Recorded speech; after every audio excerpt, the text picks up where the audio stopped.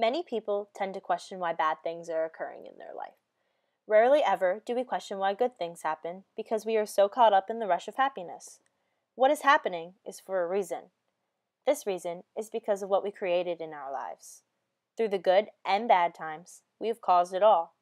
Once we begin thinking with this mindset, how we live our lives will now change.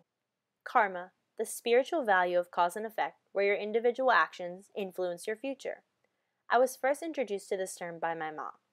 She had told me that when someone has the urge to be cruel to others or myself, not to worry because karma will get them, she said. It was that moment where my outlook on situations changed.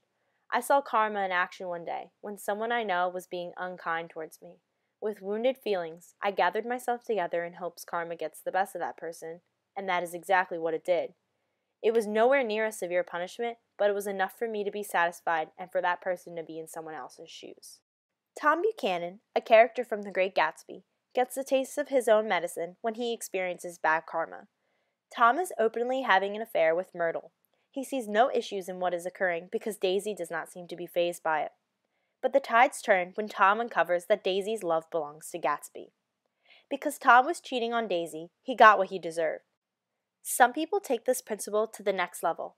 With certain levels of severity of someone's actions, it could be holding him or her a spot down in hell. The No Exit characters exemplify this well, as the three share what they have done, and we learn the reason they ended up where they are. But there is not just bad karma in the world, there is also good karma, and only the good people get to experience it. When my mom explained karma, she said there was two types, the bad and also the good.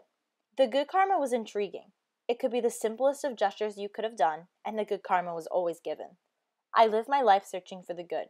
I find every good opportunity to do something for others, and I take it. No matter the size of the occasion, I am there ready.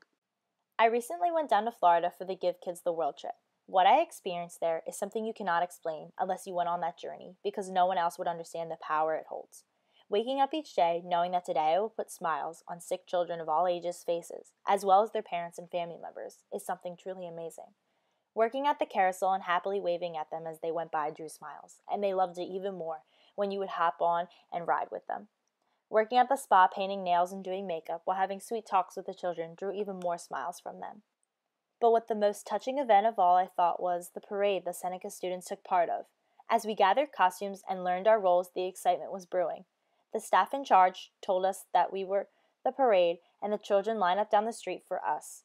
When the parade began, me and the other ballerinas performed our little dance down the path, waving to all the smiling children. After the parade, there was a big dance party with all the children and parade members. I looked around at the hundreds of children dancing around me, the ones I was holding hands with and dancing with, and cheering on all the others, and that's when I felt all their happiness travel inside me and touch my heart.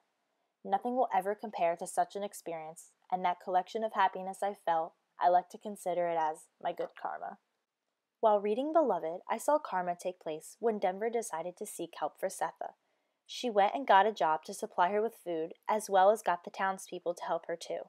When the townspeople arrived at 124, later on, Beloved disappeared and did not return. The act of thoughtfulness Denver had to help her mother was rewarded with good karma, as the burden of Beloved disappeared off of Setha. In the Hunger Games, Katniss does a great act of kindness in the beginning. At the reaping, she volunteers to take the place of her sister Prim in the games. This act brought Katniss good karma, and in the end, she survived and won the games with Peeta.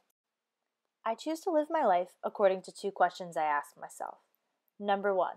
Will this decision or idea negatively affect me later down the road? And number 2.